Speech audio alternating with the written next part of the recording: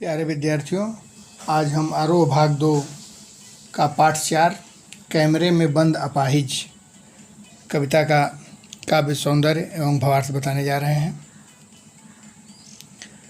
तो सबसे पहले हम कैमरे में बंद अपाहिज के जो कवि हैं रघुवीर सहाय, उनके विषय में संक्षेप में बताना चाहते हैं। रघुवीर सहाय का जन्म उत्तर प्रदेश की राजधानी लखनऊ में सन 1929 में हुआ। सहाय जी ने लखनऊ विश्वविद्यालय से अंग्रेजी में एमए किया। हैदराबाद से निकलने वाली पत्रिका कल्पना और फिर दैनिक नवभारत टाइम्स, दिनमान आदि पत्रिकाओं से जुड़े। सन 1990 में दिल्ली में उनका देहांत हो गया। उन्होंने अनेकों रचनाएं की है, कहानी संग्रह, काव्य संग्रह। कुछ काव्य संग्रहों के नाम इस प्रकार है: सीढ़ियों पर धूप में, आत्महत्या के विरुद्ध, हंसो हंसो जल्दी हंसो, लोग भूल गए हैं। लोग भूल गए हैं इसी काव्य संग्रह से ये लिया गया है, कैमरे में बंद अपाहिज, जो हमें पढ़ना है। कुछ कहानी संग्रह भी हैं इनके, जैसे रास्ता इधर से है, 12 हंगरी कहानियाँ। रघुवीर सहाय ने 17 वर्ष की आयु में कविता लिखना आरंभ कर दिया था। उन्होंने अधिकांश कविताएं आम बोलचाल की भाषा में लिखी है। उन्हें उनके साहित्य लेखन के लिए साहित्य अकादमी पुरस्कार से भी सम्मानित किया गया है। यह जो कविता हम लोग पढ़ने जा रहे हैं, कैमरे में बंद अपाहिज, किस तरह से मीडिया वाले लोगों की भावनाओं के साथ खेलते हैं, इसके विषय में बताया गया है। तो सबसे पहले हम संदर्भ बता देना चाहते हैं।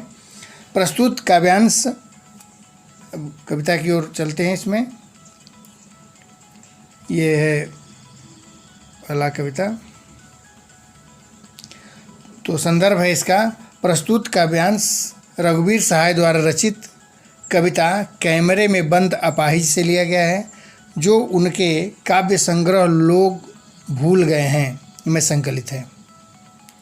प्रसंग: इस काव्यांश में यह बताया गया है कि समर्थ और शक्तिशाली लोग दूरदर्शन पर शारीरिक रूप से दुर्बल व्यक्ति से किस तरह के प्रश्न पूछते हैं, किस तरह के प्रश्न पूछ करके उसकी भावनाओं के साथ खेलते हैं। इन प्रश्नों के माध्यम से कवि ने शक्तिशाली लोगों और संचार माध्यम की संवेदनहीनता को रेखांकित किया है। ये रहा प्रसंग। संदर्भ प्रसंग बता दिया, व्याख्या बताने जा रहे हैं। तो कविता है: हम दूरदर्शन पर बोलेंगे, हम दूरदर्शन पर बोलेंगे, हम समर्थ शक्तिमान, हम एक दुर्बल को लाएंगे एक बंद कमरे में, उससे पूछेंगे तो आप क्या अपाहिज हैं, तो आप क्यों अपाहिज हैं, आपका अपाहिजपन तो दुख देता होगा, देता है। कैमरा, ब्रैकेट में लिखा हुआ है, कैमरा दिखाओ इसे बड़ा बड़ा। क्या जो ब्रैकेट में बातें लिखी गई है उसे बोलना नहीं है, वो इशारे से समझाना है। हाँ, तो बताइए आपका दुख क्या है, जल्दी बताइए, वह दुख बताइए, बता नहीं पाएगा। तो मुख्य छंद में लिखी गई कविता है, परंतु इसमें भाव है, सरल शब्दों में लिखी गई है पर भाव बहुत है। कवि कह रहे हैं कि एक पत्रकार के तौर पर हम दूरदर्शन पर बोलते हुए एक कमज़ोर व्यक्ति जो अपंग है, अपाहिज है, को एक बंद कमरे में ले आते हैं। वही स्टूडियो का कमरा है। हम दूरदर्शन पर बोलेंगे, हम समर्थ शक्तिमान, समर्थ मतलब सशक्त, शक्तिशाली, शक्तिमान मतलब शक्तिशाली। इसके बाद है अपाहिज, अपंग, विकलांग को बोलते हैं। बाकी कोई कठिन शब्द नहीं है, सब सरल शब्द है। तो कवि कह रहे हैं इसमें कि मीडिया वाले, जिस एंकर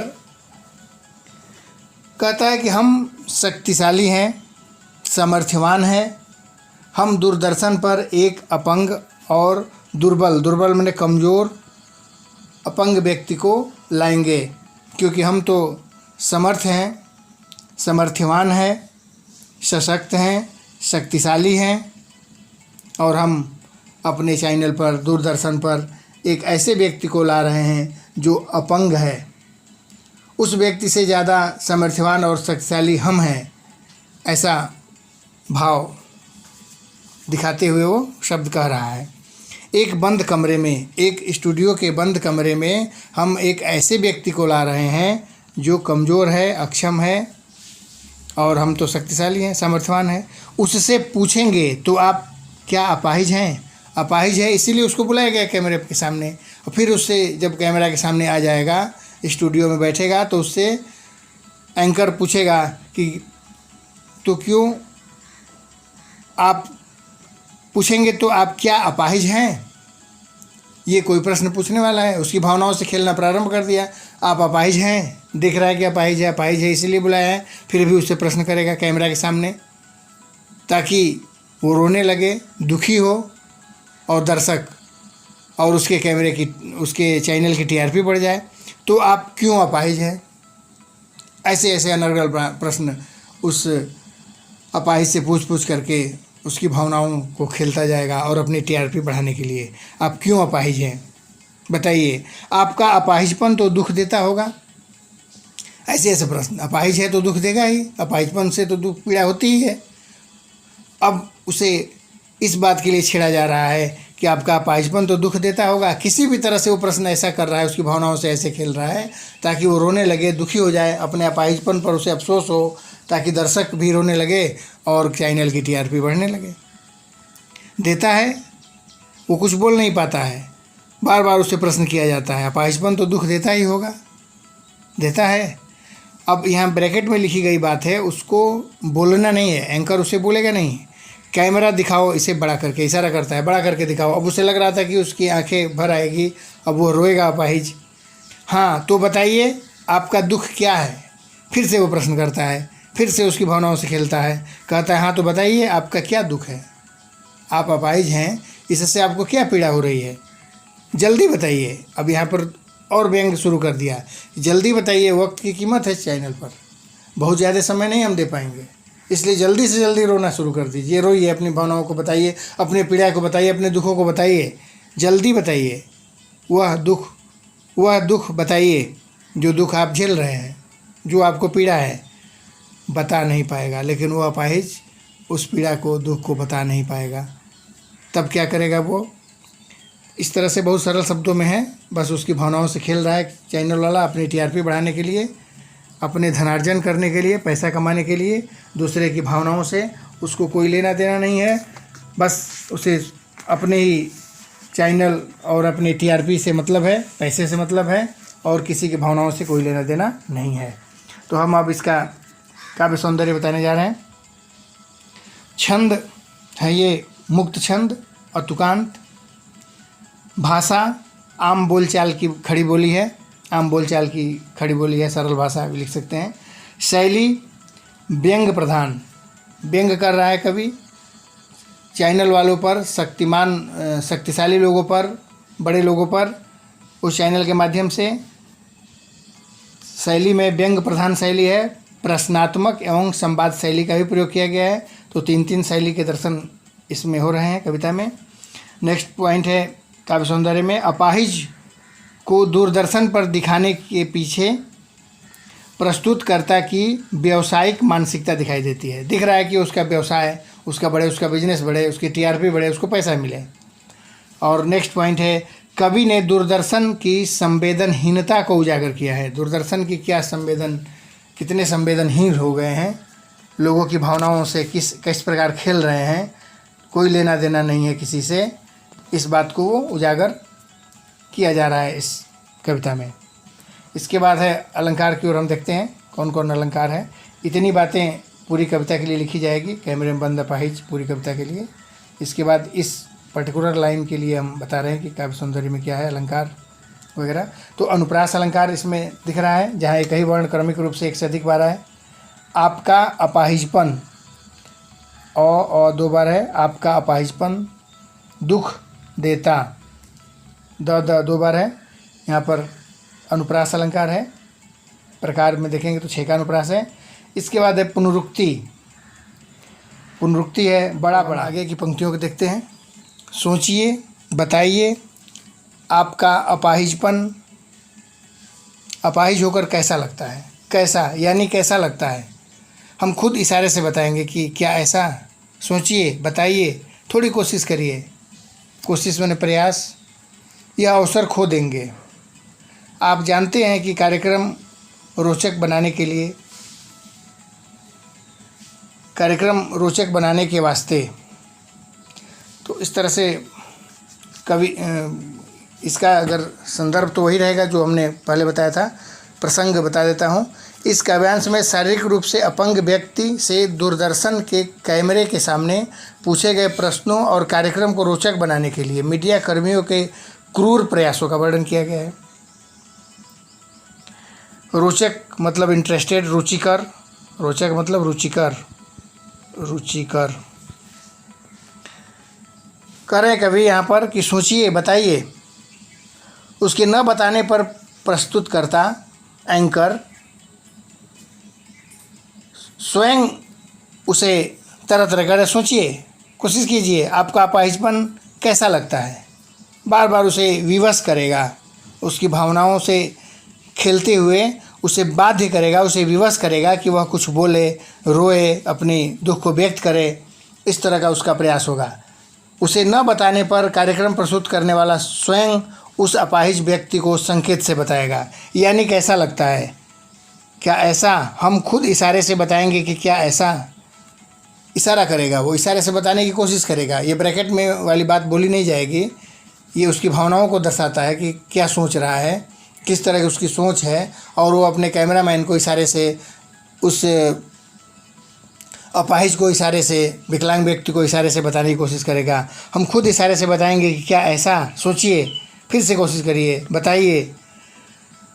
जब वो नहीं बता पाता है, अर्थात अपंग व्यक्ति को अपनी पीड़ा वैसे ही बतानी है जैसी कार्यक्रम निर्देशक चाहता है, जैसे कार्यक्रम का जो संचालक है जैसा चाहता है, उस तरह का वो चाहता है कि आंसर दे अपाहिज। यानी कैसा, खुद इशारे से बताएगा। यानी कैसा, ऐसा, वैसा। ये बताने का प्रयास ये स्पष्ट करता है कि कार्यक्रम निर्देशक खुद चाहता है कि किस तरह से वो आंसर दे, अपने हिसाब से, उसके चैनल को की टीआरपी बढ़ाने के हिसाब से वो आंसर दे, अपनी भावनाओं से कोई लेन देन नहीं। सोचिए, बताइए। फिर से वो कहता है, सोचिए, बताइए, संकेत करता है।